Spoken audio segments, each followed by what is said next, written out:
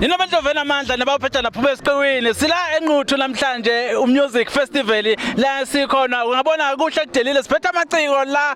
kumnandi ngendlela esimanga lapha eduze kwami khona insizwa iphuma stage nazo ngabona uthathe ipetrol ade kumnandi kuma nefu nangala eduze kwami nobaba naye ade khona naye phakathi indlela kumnandi ngakhona simakho production sokuthatha sikubeka namanje la esikhona mfokithi awuyichaza ukuthi ungubani wakabani uswakuphi kanjani ukuyiphi indima umculo kwenzakalani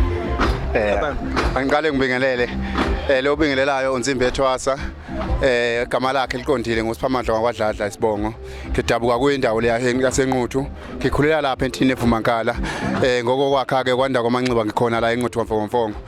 ngilapha emculweni ngenxa yothando ufuna ngisho lokho umculo ngiyawuthanda ikakhulukazi ke lo shune engudlalayo shune engithema ngikhula kakhula udlalwa obhuti kakhulukazi bewudlala bewuthanda nami ngikuthanda wagcina ungenile kimi yebo kwakunzima ukuthi ngikucule kodwa ngoba kuyinto esegazini ngiyawucula namhlanje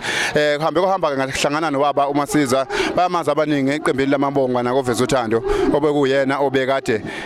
dlala indlela yesibili koveza uthando nakumabonga ola eduze kwami ongakwamthembu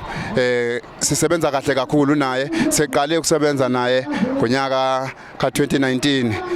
ngo2020 asangakwazi ukukhipha ngenxa yeCovid saphinde sakhipha ngo2021 le CD esidlala namhlanje yangonyaka ophelile siya la kuDisember njengoba kwakulonyaka kuyikhani sizonyuka sigoli siyokudedela futhi silapha nje eNquthu ngokuba sisojabulisa abantu ngendlela esibona ngakhona basithanda sengathi umsebenzi wethu abafowethu bengawulandela bewuthande bekholelwe futhi kuloko esikwenzayo ngoba kuyilokhu esicabanga ukuthi ikhona okubajabulisayo nokubavusela usizi njengoba bazi ukuthi bashiwa iqhawe nathi asilithanda okungisandile kwambonga ngiyabonga kakhulu bafowethu uselapho nje beqhawela kithi siyabona la nangu nobaba eduze kwakho naye akazithi nje ukubingelela azisho ukuthi ungubani yena esokubambela baba balaleli bakithi nabathandi bomculo wakithi eNquthu sijabula kakhulu utshelwa yinqo libhajise lobatakulo wayitakulo mntakanzima aqeda kuthela ngodaka zituma kayipheli ngoba zasuka khona eshana gate wathi ufusa kufofa ntongiyayo nami ngiyamnyanya eduze kwamzihlaza ngabe zingizwana zisutha amagundwane bese